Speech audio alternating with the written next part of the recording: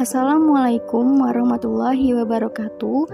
Yang terhormat Ibu Siti Hikmah SPD MSI selaku dosen pengampu mata kuliah perkembangan anak dan remaja berkebutuhan khusus serta teman-teman semua yang saya banggakan. Sebelumnya tak kenal maka tak sayang.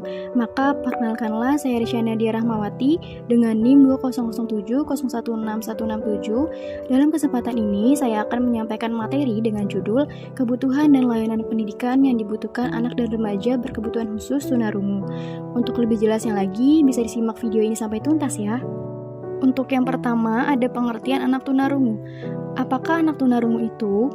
Anak tunarungu adalah anak yang mengalami gangguan pada organ pendengaran sehingga mengakibatkan ketidakmampuan dalam mendengar, mulai dari tingkatan yang paling ringan sampai tingkatan yang paling berat, dan dapat diklasifikasikan ke dalam tuli atau deaf dan kurang dengar atau hard of hearing. Menurut Kirk dan Gallagher, pada tahun 1989, ketunarunguan dapat terjadi pada masa prabahasa dan pasca bahasa. Ketunarunguan prabahasa atau prelingual deafness merupakan kehilangan pendengaran yang terjadi sebelum kemampuan bicara dan bahasa berkembang. Sedangkan ketunarunguan pasca bahasa atau postlingual deafness merupakan kehilangan pendengaran yang terjadi setelah berkembangnya kemampuan bicara dan bahasa secara spontan. Kemudian adanya layanan bimbingan bagi anak tunarungu. Layanan bimbingan pribadi sosial merupakan langkah efektif dalam meningkatkan kemampuan penyesuaian diri pada anak, karena layanan bimbingan pribadi sosial berfokus pada optimalisasi kemampuan diri anak, serta peningkatan kemampuan dalam melakukan hubungan sosial. Layanan bimbingan pribadi sosial pada awalnya ini dikembangkan untuk anak reguler atau non-ABK. Meskipun begitu, dengan mulainya berkembang pendidikan inklusif dan variasi penanganan bagi ABK, layanan bimbingan pribadi sosial juga mulai dikembangkan untuk ABK. Lalu selanjutnya, layanan pendidikan bagi anak tunarungu. Pengajaran dalam layanan pendidikan ini dirancang untuk merespon karakteristik unik pada anak yang memiliki kebutuhan khusus yang tidak dapat diakomodasi oleh kurikulum sekolah pada umumnya. Kemudian terdapat dua jenis pendidikan untuk anak tunarungu.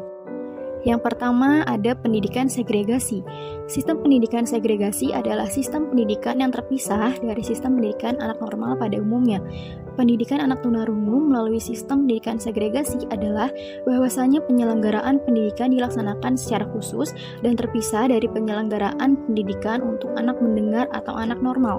Dengan kata lain, anak tunarungu tersebut diberikan layanan pendidikan pada lembaga pendidikan khusus untuk anak luar biasa.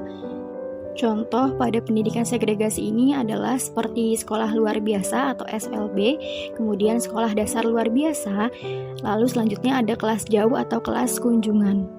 Kemudian jenis pendidikan selanjutnya yaitu adanya pendidikan inklusif.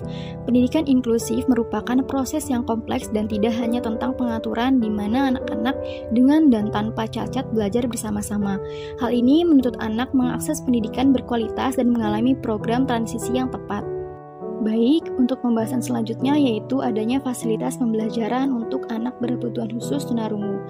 Fasilitas pembelajaran merupakan sarana penunjang dan pelengkap dalam mencapai tujuan pendidikan. Untuk menunjang pembelajaran pada anak tunarungu ini, maka diberikan fasilitas khusus sebagai berikut.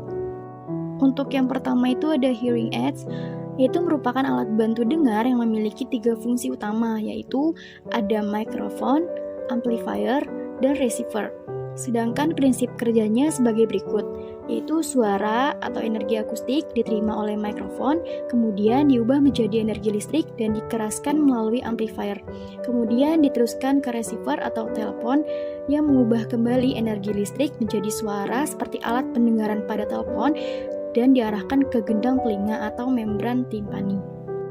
Anak tunarungu yang menggunakan alat bantu dengar diharapkan mampu memilih suara-suara mana yang diperlukan, dan dengan bantuan mimik dan gerak bibir dari guru atau speech therapist, anak tunarungu tersebut dapat dilatih menangkap arti dari apa yang telah diucapkan oleh orang lain. Selanjutnya itu ada komputer. Komputer ini merupakan alat bantu khusus yang dapat memberikan informasi secara visual kepada anak berkebutuhan khusus tunarungu. Dan yang terakhir ada audio visual. Alat bantu ini merupakan alat bantu yang berupa film, video, tapes, atau TV.